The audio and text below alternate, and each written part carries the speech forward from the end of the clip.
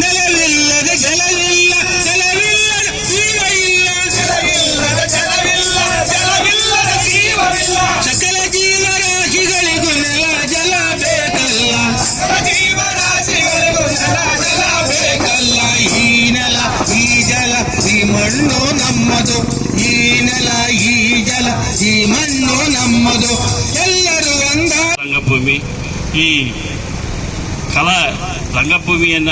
ರಂಗಭೂಮಿ ಕಲಾವಿದರು ಬಹಳಷ್ಟು ತಲೆಮಾರುಗಳಿಂದ ಉಳಿಸ್ಕೊಂಡು ಬಂದಿದ್ದಾರೆ. ಈ ಆಧುನಿಕ ಜಗತ್ತಿನಲ್ಲಿ ಕೂಡ ಎಷ್ಟೇ ಆವಿಷ್ಕಾರಗಳಾದರೂ ಸಹ ಈ ರಂಗಭೂಮಿಯಂತಹ ನಾಟಕ ಕಲೆ ಇರ್ಬೋದು, ಬೇರೆ ಬೇರೆ ಕಲಾ ಪ್ರಕಾರಗಳು ಮುಂದುವರೆಸ್ಕೊಂಡು ಬಂದಿದ್ದಾವೆ. ನಮ್ಮ ಜಿಲ್ಲೆಯಲ್ಲೂ ಕೂಡ ನಮ್ಮ ಗ್ಯಾರಂಟಿ ರಾಮಣ್ಣ ಅವರು, ನಮ್ಮ ವಿಶೇಷವಾಗಿ ನಮ್ಮ PT ಮಾನಮ್ಮ ಅವರು ಅವರ ಜೀವನದ ಎಲ್ಲ ಬದುಕನ್ನು ಕೂಡ ಕಲಾ ರಂಗಕ್ಕೆ ಸಮರ್ಪಣೆ ಮಾಡಿಕೊಂಡಿದ್ದಾರೆ.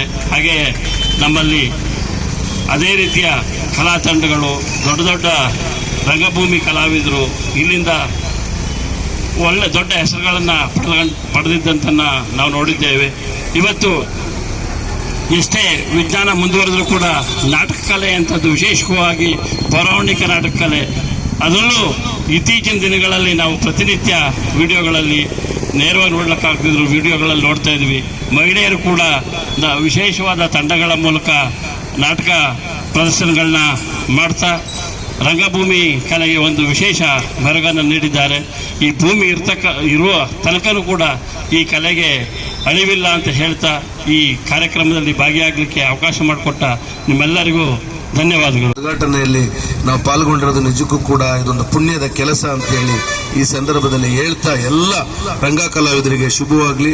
ಇದೇ ರೀತಿ ನಿಮ್ಮ ನಿರಂತರವಾದಂತಹ ಕಲೆಯ ಉತ್ಸವ ಮುಂದುವರಿಯಲಿ ಅಂತೇಳಿ ಶುಭ ಹಾರೈಸಿ ನನ್ನ ಮಾತಿಗೆ ವಿರಾಮವನ್ನು ಹೇಳ್ತೀನಿ. ಎಲ್ರಿಗೂ ಒಳ್ಳೆಯದಾಗಲಿ.